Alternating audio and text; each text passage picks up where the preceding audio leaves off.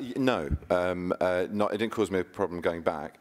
But yeah, I mean, beyond the bangs or how I was going to wear my hair, that was the hardest thing, in all honesty, because it meant an awful lot of eating in a very short space of time and a lot of working out. But fortunately, I had a fantastic trainer in the shape of Mr. Munro, otherwise known as Peanut, who's also trained Mr. Tom Hardy, who's known to get quite big.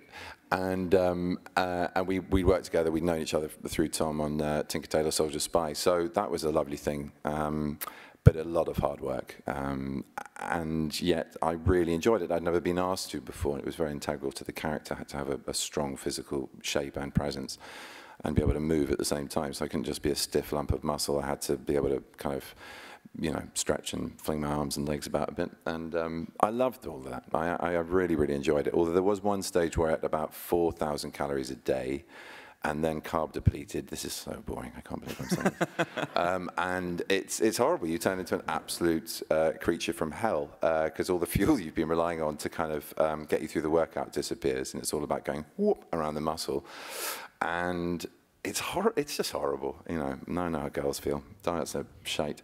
But the workout was fun, and God, the amount of live action that this man lets us do and wants us to do, it's part of the visual thrill. We have the most amazing, amazing people who build this world around us in SFX and post, but you know, we're asked to do an awful lot of work in front of it beforehand. So you get the joy of seeing real bodies in these incredible environments, and yeah, I enjoyed it. Chicken. I had a lot of chicken. Chicken, all sorts of chicken. And salmon. And Christ, I don't know. Are you from a food program? Right, oh, you are, right, okay. God, that took me a long time to work out. So I was playing Sherlock until midnight last night, so my powers of deduction are a bit sleepy this morning. I would say yes, and protein shakes, but we tried to keep it normal, food-based, carb and protein, and, and chicken. And I can't think what else I ate. Can you remember what I ate? I had a lot of what these guys ate, because I suddenly discovered they were walking onto set with these beautiful little bags with sort of pre-made meals. I thought, where did you get one of those? Oh, that's a dietitian.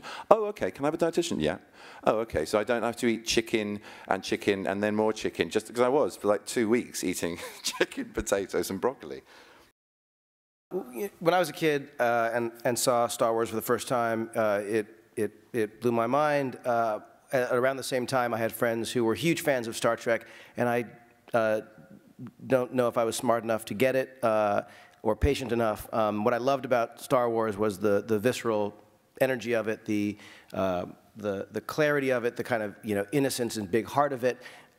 Star Trek always felt a little bit more sophisticated and philosophical, debating moral dilemmas and things that were theoretically interesting, but for some reason I couldn't get on board. And it really took working with all these guys and actually working on Star Trek for me to fall in love with that. So my hope was, and certainly I think all of our hope was, that we could take the integrity, the spirit with which Roddenberry created Star Trek, don't throw away the critical stuff, the characters, those archetypes, the dynamic between the characters, and aspects of what it is to travel and explore and come up against, in the case certainly of Benedict's character, some incredibly insidious and unspeakable evil. But the key was to also infuse it with this kind of energy and pace and action adventure, so that the movie has both the balance of both. And this is what I think Damon was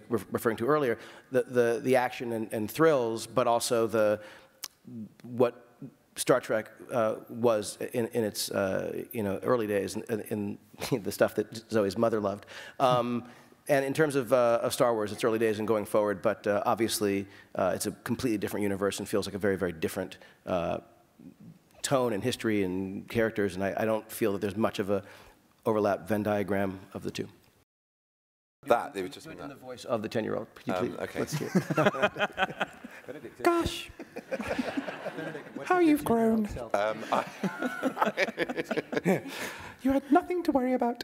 I don't know. I genuinely don't know. I mean, that's a great question. That would take too long to think about it to come up with a good answer. But Pretty chuffed, I think. I mean, you know, what was I doing when I was 10? Yeah, I was probably playing Anne in Half a Sixpence at school at that time. So the idea of being in a Star Trek film was probably very far from Anne's mind. I think he was just very worried about, you know, that it gets confusing when you're constantly playing girls at that age. That bangs a tale. Yeah, no, yeah. I think he would have been really, really surprised and wouldn't quite have believed it. He still doesn't.